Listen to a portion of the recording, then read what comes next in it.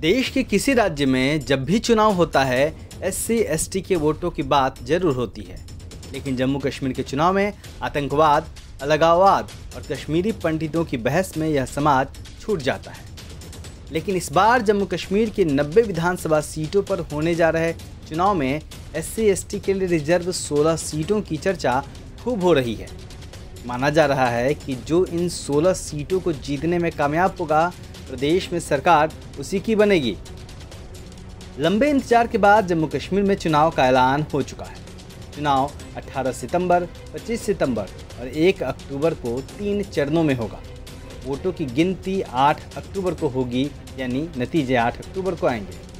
प्रदेश की 16 आरक्षित सीटों में से एससी के लिए 7 जबकि एसटी के लिए 9 सीटें आरक्षित हैं। इसमें से जम्मू संभाग में 13 जबकि कश्मीर में 3 सीटें रिजर्व हैं। जम्मू कश्मीर में एससी एसटी की आबादी की बात करें तो 2011 की जनगणना के मुताबिक प्रदेश में तकरीबन 10 लाख यानी आबादी का 7.54% एससी जबकि 13 लाख यानी आबादी का 10.40% एसटी समाज है। प्रदेश के केंद्र शासित बनने के बाद पहाड़ी समुदाय की 12 लाख आबादी को भी जनजातियों का आरक्षण अलग से दिया जा रहा है।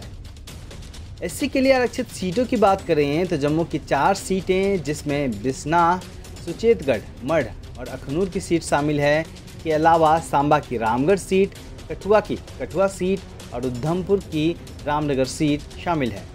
जबकि अनुसूचित जनजाति के लिए आरक्षित सीटों में रियासी का गुलाबगढ़, अनंतनाग का कोकरनाग, राजौरी की राजौरी, थन्ना मंडी व बुद्धल सीट, पुंछ की सुरनकोट व मेंढर, गांदरबल की कंगन सीट जबकि बांदीपोरा की गुरेज सीट शामिल है। अब सवाल है कि इन सीटों पर किसका पलड़ा भारी है।